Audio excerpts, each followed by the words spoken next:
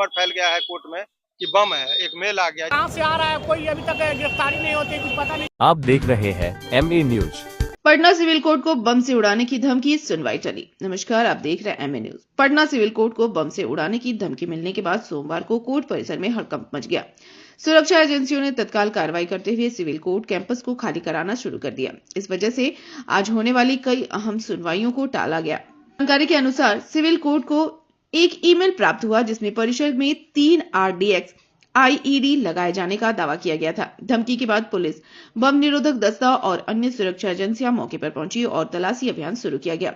एहतियातन पटना सिटी व्यवहार न्यायालय को भी खाली कराया गया। आज पूर्णिया के सांसद पप्पू यादव की जमानत अर्जी पर सुनवाई होनी थी, लेकिन बम की धमकी के कारण सुनवाई स्थगित कर दी गई। अब अगली सुनवाई तक पप्पू यादव बेऊर जेल में ही रहेंगे। उल्लेखनीय है कि पप्पू यादव को पुलिस ने 31 साल पुराने एक मामले में गिरफ्तार किया है, जिसमें उन पर किराए के मकान पर कब्जा करने का आरोप है। इस घटना से न्यायालय परिसर और शहर में सुरक्षा व्यवस्था और कड़ी कर दी गई है। काफी निराशाजनक ये रहा कि आज सुनवाई हो सकती थी उनके मामले पर, लेकिन 2 कारणों से आज सुनवाई नहीं हो सकता था। पहला तो ये कि आज एक जो ADJ साहब है नवादा में, उनकी संदिग्ध अवस्था में मृत्यु हुई थी, उसको लेकर आज संघ के तरफ से कार्यों का बहिष्कार किया गया था कि हम लोग लोकसभा की वजह से नहीं करते। और दूसरा, इसी बीच में इन पर्सन वो कर सकते थे, वो स्वयं भी अपने केस में बहस कर सकते थे, लेकिन वो उस अवसर से भी अब वंचित इसलिए रह जाएंगे क्योंकि अभी र्यूमर फैल गया है कोर्ट में कि बम है, एक मेल आ गया, जिस वजह से अभी प्रशासन के तौर पर सभी वकील साहब को बोला है कि कोर्ट परिसर को खाली कर दीजिए। जो जज साहब थे वो भी चले गए हैं यहाँ से। तो अब ऐसे परिस्थिति में आज किसी भी कीमत पर कोई भी न्यायिक कार्य आज नहीं होगा। यहाँ जेल में ही रहना पड़ेगा पप्पू यादव। हाँ, अब तो परिस्थितियां बदल गई, इस वजह से आज उनको जेल में ही रहना पड़ेगा। अब अगला कोई डेट मिला है? अगला कल हम लोग बहस करेंगे उस पर। कल तो होना ही है बेल। अगर सब कुछ सामान्य स्थिति रहा, बम विस्फोट नहीं हुआ, इस परिसर में हालात सामान्य रहे, तो कल सुनवाई फिर होगी। आप कह रहे हैं कि ये जो धमकी मिली और जो बहिष्कार था, नहीं, आज कोई भी कार्य आज नहीं सुनवाई होगा। जितना भी काम था आज कोई भी कार्य आज नहीं सुनवाई होगी। आज के लिए ये जितने भी लोग आए हुए हैं कोर्ट परिसर में, किसी का डेट है।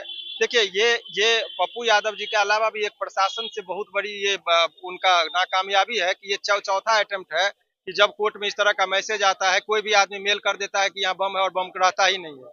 तो ये एक प्रशासन अभी तक वहां तक नहीं पहुंच रहा है कि कौन आदमी इस तरह का मेल कर रहा है, कहां से मेल कर रहा है, कि कितने लोगों को न्यायिक कार्य में, कितने लोगों को जेल में रहना पड़ रहा है, कितने लोगों का न्यायिक कार्य जो है से वंचित रहना पड़ रहा है। तो ऐसे परिस्थिति में ये काम तो करना ही चाहिए। तो इसी वजह से आज पप्पू यादव स्वयं आने वाले थे। आज उनका स्वयं में आ चुकी, संघ में यदि हम लोग हड़ताल पर थे और तो वो कर सकते थे, लेकिन ऐसे परिस्थिति में अब ये हुआ कि अब वो स्वयं भी नहीं आ पाएंगे, चूंकि जज साहब भी उठ गए। बम का जो र्यूमर रहा है और ये चौथी बार है, तो ये तो प्रशासन को समझना चाहिए कि भाई कौन आदमी ऐसा मेल कर देता है, र्यूमर के आधार पर कोर्ट को बंद करना पड़ता है। तो ये आम लोगों की जो समस्या है, वहां तक प्रशासन को इसको बहुत ही सीरियसली लेना चाहिए कि आखिर मेल आ कहां से रहा है और क्यों बार बार आपको कोर्ट को बंद करना पड़ रहा है।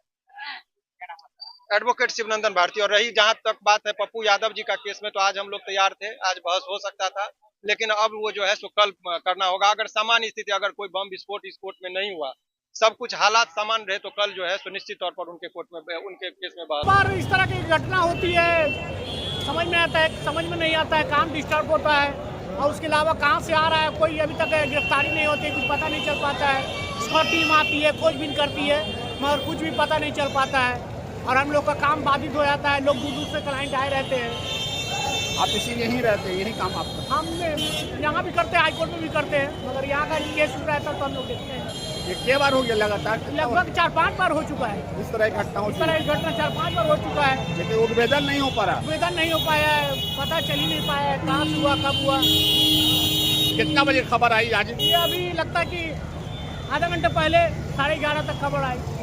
पूरा खाली करा दिया? पूरा खाली करा दिया गया, कोर्ट पूरा खाली करा दिया गया। क्या नाम आपका? मोहम्मद इकबाल, एडवोकेट। बम की अफवाह से मतलब सारा कोर्ट का काम, न्यायिक कार्य खत्म हो गया, वकील लोग न्यायिक कार्य बंद हो गया, सभी मजिस्ट्रेट, सभी जज और मजिस्ट्रेट चले गए अपने अपने, जुडिशियल मजिस्ट्रेट और वकील भी चले गए।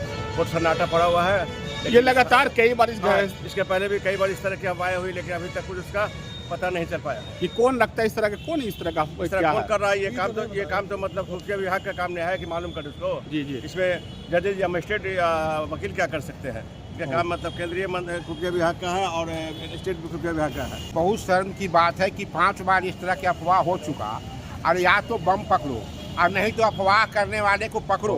5 बार न्यायाधीश महोदय गवाह हैं कि इस तरह से अफवाह हुआ और इस तरह से जो है कोर्ट बंद हुआ।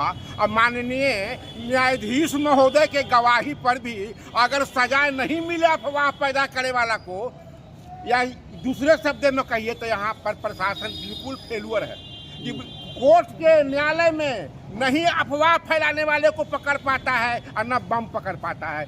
बताइए ना, हमको भाड़ा कौन देगा? बताइए ना, काम जो सफर कर गया वो कौन देगा? तारीख पर तारीख पड़ता है, जैसा आप सुनते नहीं हैं, अपने बोले नहीं देते हैं, और लोग जो आते हैं जाते हैं लौट करके हर्जा खर्चा कौन देगा? बताइए। क्या नाम? बहुत खराब। मेरा नाम जितेंद्र प्रसाद आर्या है, हम आत्मा अध्यक्ष फतुहा का है, वो किसान श्री फतुहा। आप बताइए, फतुहा से आया, फतुहा लौटो।